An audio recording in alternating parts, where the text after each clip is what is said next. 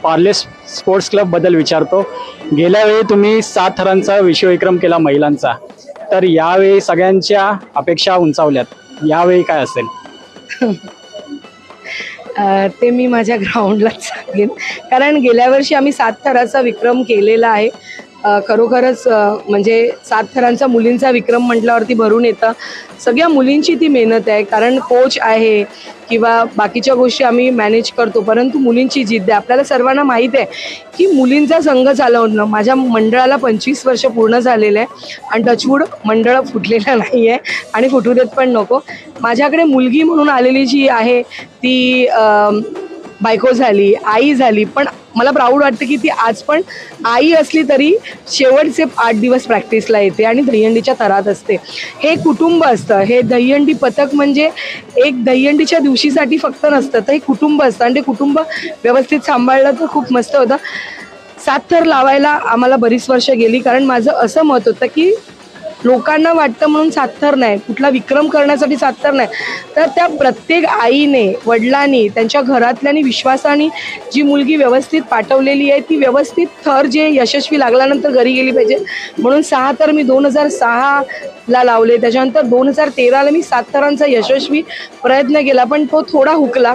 पण 2025ला जेव्हा वातावरण बघितलं की म्हणजे आता माझ्या बाजूला डेव्हिड आहे, त्यांचा जय जवानबद्दल एक रिस्पेक्ट आहेच, कारण त्यांच्याकडे बघून बरेच मंडळं शिकली आहेत। त्याच पद्धतीने की मुलांची मंडळं 10 थर लावतात, तर काय त्यांच्यात आणि आमच्यामध्ये फरक आहे? तर मग मी विचार केला की 9 थर लावतात म्हणजे आपले 6 थर झाले मुलींचे। मग जर ते 10 थर लावू शकतात, मग त्याच्यामध्ये पण तेच असतं, वेट मॅनेजमेंट असतं, कॉन्सन्ट्रेशन असतं, जिद्द असतं, सहनशीलता असते, या सगळ्या गोष्टी मुलांमध्ये असतात तर मुलींमध्ये, तर चल आपण ट्राय करूया। म्हणून गेले 4-5 वर्ष ह्या गोष्टींसाठी आम्ही खूप प्रयत्न केला।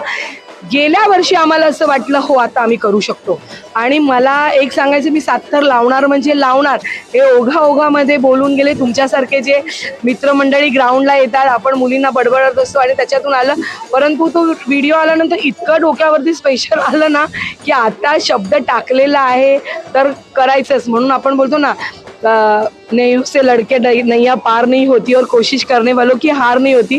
अशक्य काहीच नसतं, शक्य करायला मेहनत, जिद्द आणि आपली एकी असणं गरजेचं आहे, आणि ते पार्ले स्पोर्ट्स क्लबने केलं। आपण आमचे थर बघितले असतीलच, का आम्ही तो साचाच असा बनवलाय की कोणीतरी एक स्टेप वाढवलं की मुलीने 8 थर लावलीच म्हणा।